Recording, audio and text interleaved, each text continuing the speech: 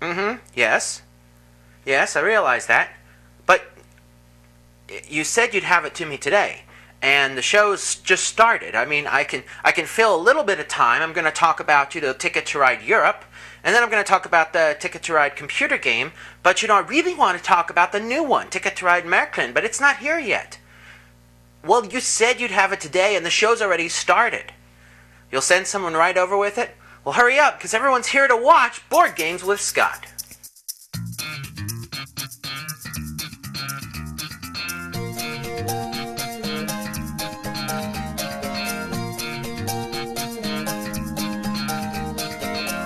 Welcome to Board Games with Scott. This is a weekly show where I take a board game and talk about it and explain it and briefly review it, help you decide if it's something that you might want to purchase. This week, I'm going to be talking about some of the games in the Ticket to Ride line. Now, a few weeks ago, I talked about Ticket to Ride. If you haven't played this game or you didn't see that episode, I'd suggest you go back and watch it. It's episode number 11 in Board Games with Scott. And this will help you to understand what I'm going to be talking about today. This is going to be a baseline for everything else. So, after the success of Ticket to Ride set in the USA and it won the Game of the Year award in Germany, Alan Moon decided to expand the line and develop some more games. And so Ticket to Ride Europe takes many of the basic concepts that you have in basic Ticket to Ride and adds a few interesting features and tweaks. The Ticket to Ride computer game came out, and it has Ticket to Ride Basic and Ticket to Ride Europe, as well as Ticket to Ride Switzerland, which never came out in this print form. It's only available online. It might come out someday in print form, but right now, if you want to play it, you have to play the computer game. Now, the computer game is actually a standalone computer game. You can play it on your PC. You can actually get online and play it using this software, or just go straight to the Days of Wonder website and play it online. If you buy any of these games, you're going to get a subscription to the Days of Wonder site for a short period of time. And while you have the subscription, you have the ability to initiate these games and initiate the Switzerland map and things like that. Until when your subscription runs out, or until you have a code, you will only be able to play along in other people's games. But with this software, you can also install it on your laptop or computer and play it by yourself, as long as you would like. So the subscription doesn't affect the solo play, it only affects the online play of the Ticket to Ride computer game. So why don't we open up the boxes and see what's inside? Hi there, come on in, have a seat. This is Ticket to Ride Europe, and I'm going to talk a little bit about what comes in the box. Now, kind of like Ticket to Ride, the basic Ticket to Ride, you've got a big map. This one goes all the way to 100, like the newer edition of the basic Ticket to Ride. You get the same types of trains that you've seen before in the basic Ticket to Ride. And you've got the same little pieces to mark where your score is on the board. But there's a few new things as well. You've got these stations, and these are larger pieces, these plastic stations, and they'll go on a city on the board. And only one player can have a station in any one city. The stations are going to help you to make a connection that you normally would have been cut off with, but they cost you some points to use. I'll talk about the specifics a bit later on. You get route cards, like in the original Ticket to Ride. One of the differences is there are two types of route cards. There's long routes and short routes. Every player at the start of the game will get one long route, and then a number of short routes. And just like in the original Ticket to Ride, after you get your routes, you can discard. You have to keep at least two of them. You can keep all that you get if you'd like. This solves one of the complaints with the original game, which was people could get lucky and draw those long routes, which are huge amounts of points. And here that's controlled by each player only getting one. There's also train cards that are just like in the first Ticket to Ride, except way bigger. So instead of having those little cards, you've got full-size train cards in this game. They work the same way. You've got colors and your wild cards. The wild cards have a few other effects, though, in this game, which I'll talk about a bit later. So the components are very similar to what you get in the first Ticket to Ride. You get bigger train cards, you get the stations, you got the rule book along with a secret code. Mine's under my hand. That will help you to play online for a period of time. Let's take a look inside the Ticket to Ride computer game and see what you get. A disc. Hooray! Actually, and a sheet of paper. And another disc. Surprise! That's right, you get two discs. This disc is a DVD training disc, which teaches you how to play a number of the Days of Wonder games. And then one disc, which is the program disc for Ticket to Ride. And so, again, secret code on the back of the little handy-dandy sheet. I'll be showing some computer screenshots of the Ticket to Ride computer game as I talk about it a bit later on. So why don't we move into talking about how the gameplay works and how it's different from the basic Ticket to Ride for both of these products. This is a large portion of the new Ticket to Ride Europe board. Now, as you can see, it functions very similarly to the original Ticket to Ride board. You've got different cities and you're going to play cards. This would take 2 orange cards, for example, and if you play 2 orange cards, then you could put 2 of your trains down that would connect these 2 cities on the board. Functions just like the old game in that way. There are a few new things, though, that I'm going to talk about. There are tunnels, which are here, and down here, and there's some other tunnels around the board, and all the tunnels have little gray markers on either side of the route. And there are ferries. Ferries are up here crossing the water. There's several places where there are ferries. And each of these change the rules a little bit. With a ferry, as you can see in the ferries, they look like normal wild spaces where you could play cards of one color, but they have an indication of 1 or more locomotives cards on them. So this one, for example, has 1 that has the locomotive and 2 that are blank. And what that means is that in order to successfully play at that ferry, you have to play 1 of your locomotive cards and then 2 of any other cards. Some of the ferry spaces on the board require you to play 2 locomotives and then more cards of the same color. So that's the difference on the ferries. Now let's talk about the tunnels. The tunnels add a bit of a random element to the game because when you start your tunnel route, you never quite know how long the tunnel is going to be. What you do with the tunnel is you declare where you're playing the tunnel. So I might say, all right, I'm going to play the tunnel right here connecting these 2. You then play your cards. So you play your 2 blue cards and say, all right, that's the basis for my tunnel. And then what you do is you draw from the deck the next 3 cards and play them out. So you take the top 3 cards, and every card that matches this, you have to play an additional card from your hand of the proper color or wild card in order to continue, in order to successfully build that tunnel. So if you get really unlucky, you could end up and you flip over, after you play your 2 blue cards, and you flip over 3 blues, then guess what just happened? You're going to have to come up with 3 more blues in order to claim that route. So that's the way that a tunnel works. And some people don't like this. They feel that it's not appropriate, that it adds some randomness to the game. But I don't know. I think it just adds a little bit of chance. These routes are very nice to make with the tunnels. Also, just to let you know, if when you flip over those 3 cards, any locomotives you flip over are also going to count for cards that you have to come up with of that color. So a tunnel play will require the 2, at least the 2, and up to 3 more of that color. So it's usually good in Ticket to Ride Europe to have some cards held back in your hand so that you don't waste turns trying to complete the tunnel, because it can be frustrating to spend turn after turn trying to get through it. So that's it for the new elements on the game board. Now let's talk briefly how the stations work.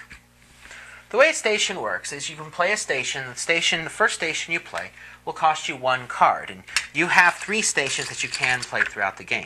What the stations are useful for, let's say that blue and yellow have hogged up this little route between Vienna and Budapest, and the red player needs to go through in order to make some sort of connection that they have.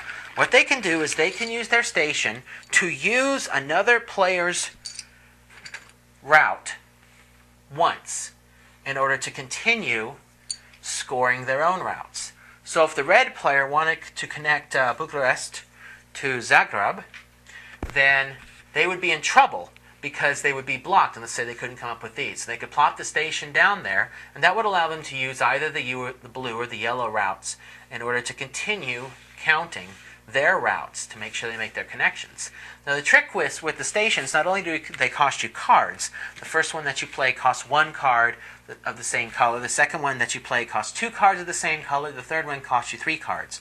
And they cost you a turn. They also cost you points. At the end of the game, for every one of your 3 stations you have remaining, you get 4 points.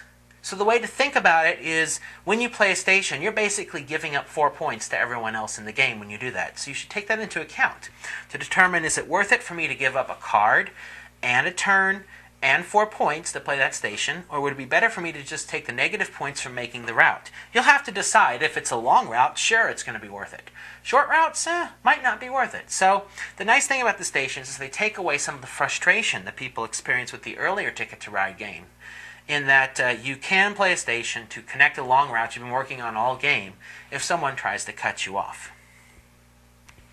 So those are the major differences. This board tends to have some really crazy activity here in the middle. And it's got some really long routes. It's got an 8-train route you can make for 21 points, which is as long as the longest ticket. And some people play this game and just make the long routes around the outside of the board and just try to connect, make their original tickets and just focus on long routes, which can be a reasonable way to play the game. When you start the game, you're going to get dealt 1 long route and 3 of the shorter routes. And just like in the original Ticket to Ride, you have to keep at least 2 of them. You can keep all 4 of them if you'd like. So again, you look to see, well, where do you have routes that are going to be sharing, and you're going to keep those. And then you'll make decisions on the other ones to see if they're way out of your way, then you might want to discard it. Again, this decision will affect where you're going to be playing on the board. Gameplay works just like in the first Ticket to Ride. You get your initial cards, and then on your turn, you can take one of these 5, or you can take a card from the mystery face down stack, and then you may take a second selection in the same way. If you take a locomotive, that counts for both of your picks for the turn. That's the first thing you could do. The second thing you could do on your turn, instead of taking cards, is you can claim a route. So you just play the number of cards equal to the spaces and put your trains down.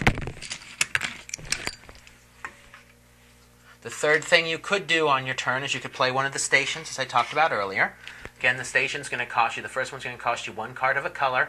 At the end of the game, you're going to get 4 points for every station you didn't use. So basically, a station is like giving up 4 points to the other players in the game. But the station will let you connect when someone has taken the route that you need in order to make a connection. At the end of the game, the station will help you to use someone else's route once in making one of your tickets. Whenever you claim tunnels, you're taking a chance. So if I want to claim those 2 tunnels, I play 2 cards of the same color. I would then draw 3 more from the deck. And for every one I got from the deck that matches the color I played, I have to come up with another card from my hand to make that tunnel connection. The scoring table has an interesting new feature, and that's this 8-route train. If you can connect all 8 up north in between Petrograd and Stockholm, that's going to get you 21 points, which is as much as some of the longer routes in the game. At the game ends when one person is down to 1 or 2 trains, then everyone gets 1 more turn. You figure out which tickets you got, you lose points for the tickets you didn't get, and then you get the 10-point bonus. So it works just like Ticket to Ride in that respect. Now let's take a look at the Ticket to Ride computer game to see what that's all about. As I mentioned earlier, the Ticket to Ride computer game contains the basic Ticket to Ride and Ticket to Ride Europe, but it also contains Ticket to Ride Switzerland, which has some interesting features. First off, it's a 2 or 3 player game. The big change it has are these cards, which allow you to connect from coast to coast. There's 4 different countries on the board, and so there are some route cards that give you points for connecting one country to another. These route cards give you choices, and you're going to get the single highest point payout depending upon the countries you've connected. There's some other route cards that let you connect a city to specific countries. And again, if you connect multiple countries, you're going to get the single highest payout. You also have the 10-point bonus for the longest train connecting 2 things. You've got the tunnels, like you saw before, Ticket to Ride Europe. You don't have the ferries, but you have the same situation and the same gameplay. You draw cards or claim routes, or take new routes. There's also a lot of short connections in this game, and then up here in the north part, and then in the south part, lots of long connections. Again, with the computer game, you can play by yourself or you can play online. Once you've installed it on your computer, you don't need the disc anymore, so it's great for installing on your laptop and playing on travels when you want a quick game of Ticket to Ride. I've had a lot of fun with this, actually. I've really enjoyed the Switzerland map. I think it adds some nice features. It's also fun just to play the original maps. And if you go online in the basic Ticket to Ride, you can really see how competitive people can be with the basic Ticket to Ride. This game can be an incredibly competitive game with people know what's going on and they know what routes to use to block.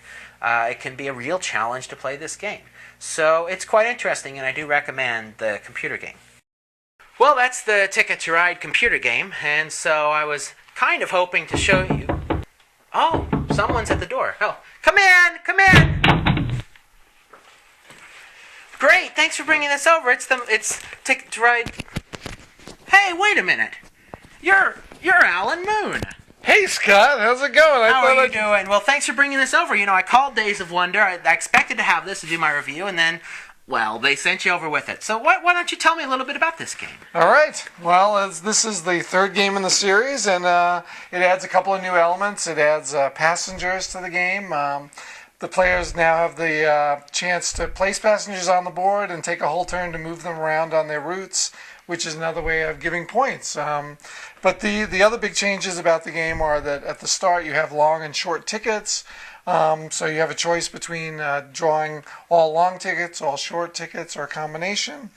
And the other big change is just the way the map is set up. The eastern half of the map is all long colored routes, and the western half is all short generic routes, which factors into the passengers because most of the big cities where the big passenger points are on the western side of the board where the short routes are. So there's a bunch of different strategies possible. What I wanted to do really was give the players who love building the long routes a game for them, and also sort of add in a counter strategy of building the short routes and the passengers and using the passengers. So. Now, does this take longer than the older Ticket to Rides, or is it about the same? Maybe slightly longer at the start, but I think after you've played a couple times, I don't think it'll be noticeably longer. It probably is a few turns longer because you do take a couple of extra turns to move your passengers. But I think online the difference will be almost nothing. And once people play a bunch of it online like they usually do, then playing the board game won't be any different. Okay, well, why don't we open it up and take a look at what's inside? Sure. So this is what's new in the Marklin edition. We have these little passenger tokens. There's Berlin is a special city, so it has its own set of 4, which is the biggest numbers in the game. The bigger cities in Germany are red, and they have 3, 4, 3, 2. Berlin was 7, 6, 5, 4. Whoops. It's kind of hard to do this with the board on a slant. It's not how we normally play. The medium cities are yellow, and they have a 3, 2, and a 1. And then all the other cities, and they're not exactly, it's not set up exactly per population, but they have a single 2. So those are the passenger tokens that you collect when you move your passengers. Actually, I didn't pull out a passenger yet. Whoops. But here's a passenger. It's beautifully done by Days of Wonder. It's a guy carrying 2 suitcases with Marklin written on either side, which I thought was just awesome. One of the other changes is the scoring markers are now little plastic things which stack because you often have more than one on a space, which is good. The trains are the same except there's new colors. And then this is, instead of having a bonus for the longest route, you now get 10 points for having the most tickets, or most completed tickets. Tickets you don't complete don't count against you for the bonus. And then the final new components are these 2 cards, which are shuffled in the deck. One is a passenger card, and the other is a new type of wild card, which is basically a +4. It's a wild card that you can use on any route that's 4 spaces or longer, but you can't use on routes that are 1, 2, or 3 spaces. Okay, so we've got the game board laid out in front of us. Why don't you tell us how we start a game? Well, at the start of the game, everybody has to select 4 tickets. There are short and long tickets, so you can take 4 long tickets, 4 short tickets, 2 of each, or 3 and 1. The short tickets have routes 5 to 11. The long tickets go 12 to 22. Most of the tickets go from north to south in the game, although there's certainly about at least a third of them go east to west. Of course, it's always a little hard to tell what's east to west, north and south on some of the tickets, but you'll figure that out for yourself. And then do you draw the locomotive cards the same way? The wild cards are the same. At the start of the game, you get four cards in your hand. Um, I see you made the cards big. We like the big cards. the cards. The other really nice thing about the cards is that each one has an individual picture. All of them are Marklin models from the present or from the past. And they're really great. They really tried to match up the colors. So the orange actual cars are on orange cards and so forth. Of course, they couldn't do that in every instant, but in my experience, it doesn't seem to present any kind of color problem when playing the game. It just adds a lot of visual interest so that you can look at your cards if you've got a slow moment. Actually, that brings me to a question. What is Marklin anyway? Marklin is really the biggest model railroad producer in the world. Lots of people in America don't know about them because they are a German company, but they really are huge. They've done a lot of the big innovations in model railroading too. For instance, they have Z-scale, which is the smallest scale trains. HO is sort of the standard. Lionel would be something like G-scale. HO is much smaller than that, and Z is really small. You can actually have a layout in Z-scale in a briefcase, and Marklin actually sells that item. So you can carry around the briefcase, you can open it up and run your little train inside there. It's really cool. All right, well, back to the game. So you can see here we got the stations, we got the cities all laid out in these little stacks. And so I guess one of the things you do on your turn is just like normal Ticket to Ride. You can play your trains. But show us what you do with the little people. Right. Well, whenever you claim a route, you can actually put a passenger. So at the start of the game, I might have claimed Munster to Dortmund, and I can place a passenger in either one of those cities. Now, I'd probably place him here because, as you can see, if I build this route during the game, and then at some later point I can move my passenger along this line, picking up one of the passenger tokens at each city, and that would be my score. In this case, I'd go to Dortmund for 3, to Dusseldorf for 4, to Cologne for 4, to Koblenz for 2, to Mainz for 3, to Frankfurt for 4. My total score would be 11, 13, 16, 20 points, so for that little passenger move. So it's definitely worth it. Or if I wanted to, I could keep building and go down here and just keep going and have the potential of picking up even more passenger points. Of course, the other people are going to be doing the same thing and maybe placing their passengers if yellow had built a route somewhere up here. So the tricky part is the timing of when to move your passenger, when to be greedy and wait an extra couple turns to get more points, or when to take the points before somebody else takes them. Because as you remove each token, the one underneath is less points. So you want to try and be the first person through a lot of these cities to get the most points possible. And of course the white cities only have one token, so if somebody moves through there before you, you're not going to get any points when you go through that city. So tell us what the passenger cards do. Alright, so the passenger cards allow you, when you're moving a passenger, they allow you to use an opponent's route. You can use one route for each card you play. So in this case, if I moved my passenger down to here, normally I'd have to stop here. But if I play this card, I can then use this route that yellow has and move up to here. And of course, if yellow had another route up here, I could keep moving if I had another passenger card. And you can even do things like, you say I had a route here, I could use the 2 yellow routes and then continue on my route. So they really make your passenger moves a lot more flexible and usually a lot longer. Now tell us a bit about how the board is laid out. You talked about this earlier, how up here at the top part of the board I see a lot of long routes. Right, basically the eastern part of the board is all long colored routes. And the western part is mostly generic shorter routes. So there's a lot of ones over here that connect the big cities. Over here there's a lot of long routes that connect some of the smaller cities. Of course, the exception is Berlin, which has the biggest tokens of all, but it's kind of in the middle of a lot of low-valued cities out there. So the people who really love building the long routes, a lot of the long tickets are from Denmark and Kiel and the northern cities all the way down to the southern part of the board in Austria, Switzerland, and so forth. So what they're going to want to do is build a long network on the eastern side of the board and try to connect up all those long cities. On the western side, you have the person who's going to try and go for a lot of passenger points by building a lot of these little routes. So it's really, as in all things, most of the time you're going to want to do a combination of those two things to try and get some passenger points as well as some points for building routes and your tickets. But it definitely it gives you more of a choice, and it all factors into what tickets you take at the start.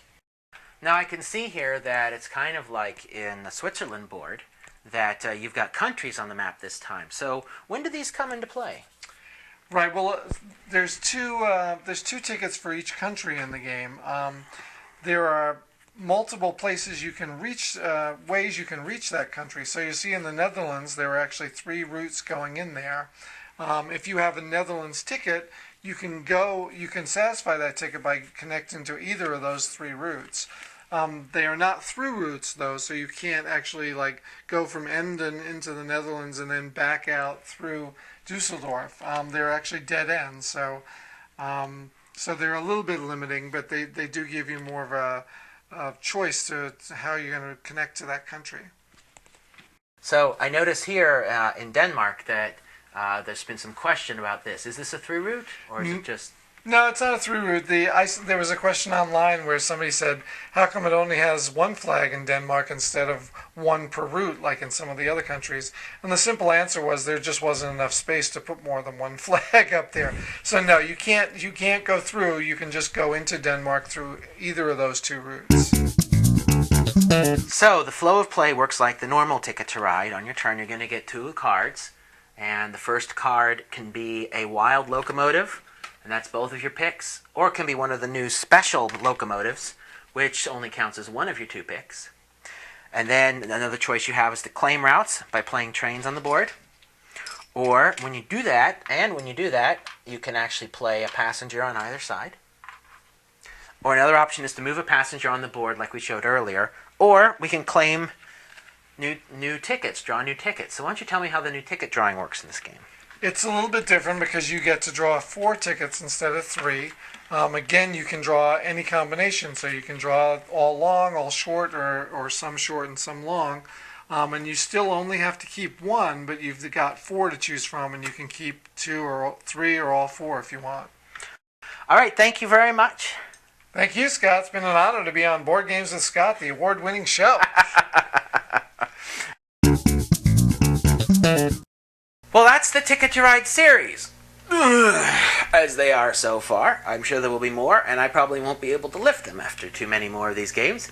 Each one's got a slightly different flavor. The basic Ticket to Ride is a nice introductory game, but also can be a very cutthroat game once everyone knows how to play.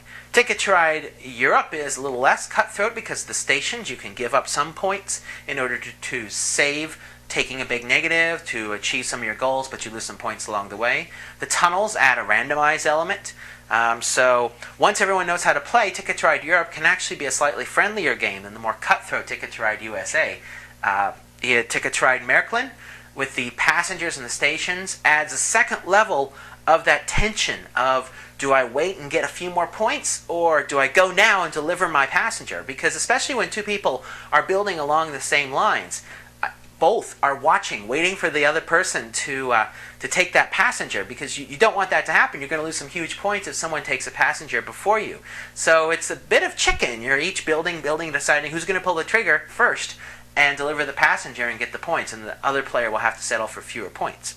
And the Ticket to Ride Switzerland map, which you can play on the computer game, is a nice 2 or 3 player variant that provides some very nasty, tight building. It's a pretty exciting little game. I like it quite a bit.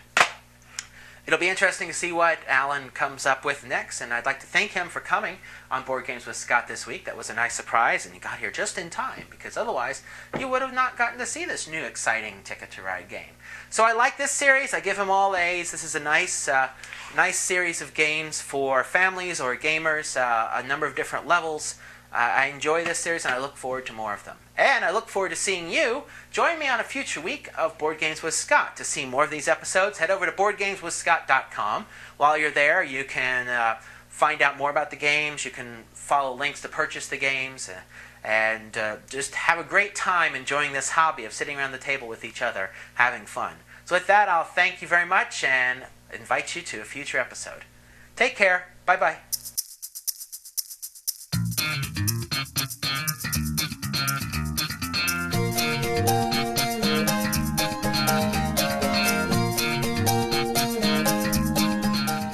So, Alan, I've heard that you've got an interesting strategy on how you actually play Ticket to Ride.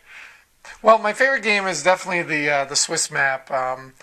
But of course, I'm probably one of the only people who's played the board game version. But so now when I play online, there's definitely a winning strategy against the bots, and that's basically you start by building a little line, a little route from Bern to Zurich.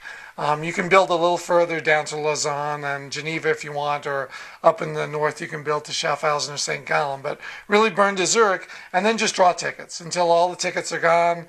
You just take turns. It's great, and that's what I love about the game more than anything is just that whole drawing tickets thing. And then after you've drawn all the tickets, you'll wind up with somewhere between 10 and 20, unless the bots start drawing tickets too, which is unusual. And then you can finish out your routes and make most of the tickets, if not all of them. And even if you don't make all of them, if you miss a couple, it doesn't matter if you've got 15 or 18 tickets. It's really fun. Now, of course, the game really becomes interesting when you play with somebody else who knows that strategy and then is playing the same strategy, particularly like with 3 players. It's great because if everybody's playing that strategy, it really makes the game fun. And of course, then the counter strategy that you can also will work from time to time is you can build all the southern routes that nobody wants. So building into Chur and Lugano and Bruzio, where there's almost no competition because the other guys are up doing what I just told you to do. So that makes it, you can get a lot of big tickets down south too. So that's what I really like about the game. But I really want to play more against people. I've played so many times against the bots; it's almost impossible for me to lose against them. But I'm sure that once you play with people again, it really gets fun. So now you've heard it. Alan Moon wants to take you on Ticket to Ride. Talk to you later. Bye-bye.